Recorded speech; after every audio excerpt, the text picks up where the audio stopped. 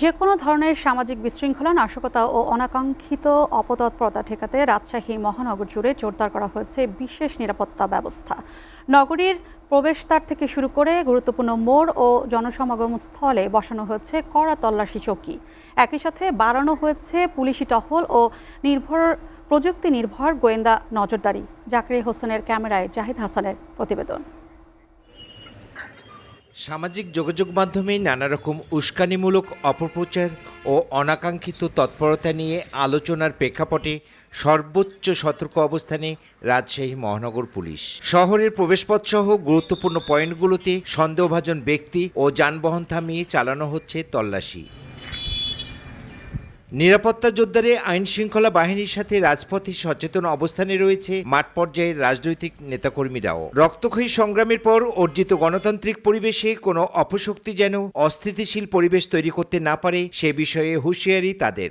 17 বছর নিরপেক্ষ আন্দোলন, স্বৈরাচার খুনি হাসিনার বিরুদ্ধে, ফ্যাসিস্টদের বিরুদ্ধে আমরা আন্দোলন করেছি। এখনও তারা একটা বিদেশি মাটিতে সক্রিয়। তাদের বিভিন্ন ষড়যন্ত্রের ফলে এগুলো করার চেষ্টা করতে পারে। রাজশাহীর মানুষ, বরেন্দ্র সভ্যতার মানুষ, আমরা কোনো অপশক্তি, কোনো দখলদার বাহিনীর কাছে আমরা মাথা নত করি নাই।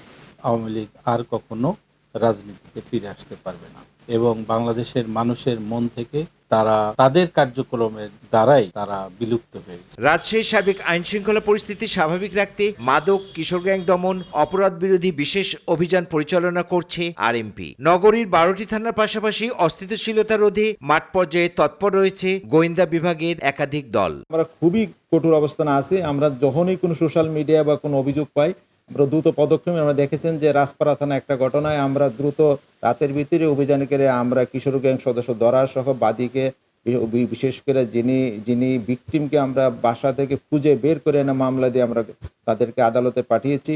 তারপরে বিশেষ করে শাহ মকদুম এলাকায় ঘটনা সোশ্যাল মিডিয়া ছড়িয়ে বলে সেখানেও আমরা দ্রুত রাতের ভিতরে ছয়জন সদস্যকে ধরি এবং ভিকটিম ডেকে এনে মামলা নিয়ে তাদেরকে আমরা আইনের কাছে সুপর্দ করি। পুলিশ কমিশনার জানান, বর্তমানে নগরীর আইন শৃঙ্খলা পরিস্থিতি সম্পূর্ণ নিয়ন্ত্রণে রয়েছে। পুরো শহরকে নিরাপদ রাখতে প্রধান সড়ক ও মোড়গুলোকে নিয়ে আসা হয়েছে শক্তিশালী সিসিটিভি নেটওয়ার্কের আওতায়। রাজশাহী মহানগরীতে কোনো চরমপন্থীর তৎপরতা আমাদের এই অতীত ইতিহাসও আমরা দেখি নাই। তারপরে আমরা এই ব্যাপারে সজাগ আছি। আমরা রাজশাহীর এই অপরাধ নিয়ন্ত্রণে বিশেষ করে আমরা নিরাপদ নগরী গড়ার লক্ষ্যে আমাদের ইতিমধ্যেই প্রায় 214টা সিসি ক্যামেরা বিভিন্ন জায়গায় অ্যাক্টিভ আছে।